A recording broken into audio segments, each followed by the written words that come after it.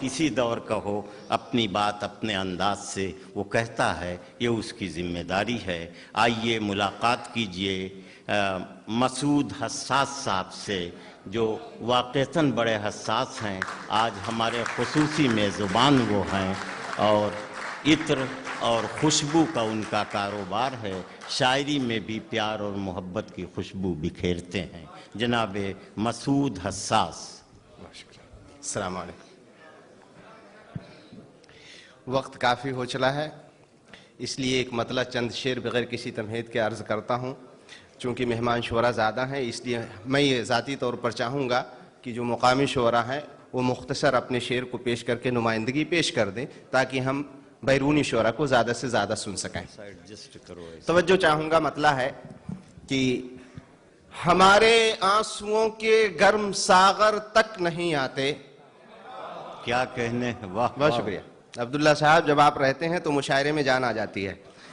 ہمارے آنسوؤں کے گرم ساغر تک نہیں آتے، انہیں طوفان کا ڈر ہے تو سمندر تک نہیں آتے۔ بہت شکریہ۔ ہمارے آنسوؤں کے گرم ساغر تک نہیں آتے، انہیں طوفان کا ڈر ہے تو سمندر تک نہیں آتے۔ اور شعر کہتا ہوں کہ امیری کے تعفن سے کسی کا دم گھٹا، ورنہ امیری کے تعفن سے کسی کا دم گھٹا، ورنہ حویلی کے فسانے آج باہر تک نہیں آتے۔ بہت اچھے، واہ واہ۔ بہت شکریہ۔ امیری کے تعفن سے کسی کا دم گھٹا، ورنہ حویلی کے فسانے آج باہر تک نہیں آتے۔ اور شعر کی ہمیں آواز دینی ہے تو لہجہ نرم ہی رکھیں۔ بہت شکریہ، بہت شکریہ، بہت اچھے، بہت شکریہ۔ حویلی کے فسانے آج باہر تک نہیں آتے، اور ہمیں آواز دینی ہے تو لہجہ نرم ہی رکھیں۔ رعونت سے بلانے پر تو نوکر تک نہیں آتے۔ بہت اچھے بھائی، کیا کہنے، بہت شکریہ، بہت شکریہ، بہت شکریہ۔ بہت اچھے۔ ہمیں آواز دینی ہے تو لہجہ نرم ہی رکھیں، ہمیں آواز دینی ہے تو لہجہ نرم ہی رکھیں۔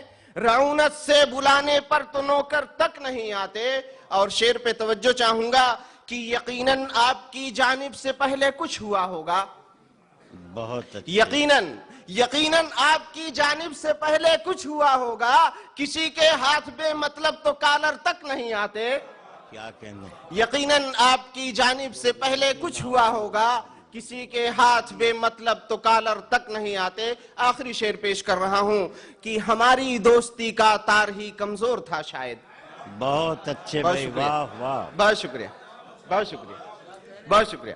ہماری دوستی کا تار ہی کمزور تھا شاید، ہماری دوستی کا تار ہی کمزور تھا شاید، تمہارے ہاتھ ورنہ پل میں خنجر تک نہیں آتے، اور ہمارے آنسوؤں کے گرم ساغر تک نہیں آتے، انہیں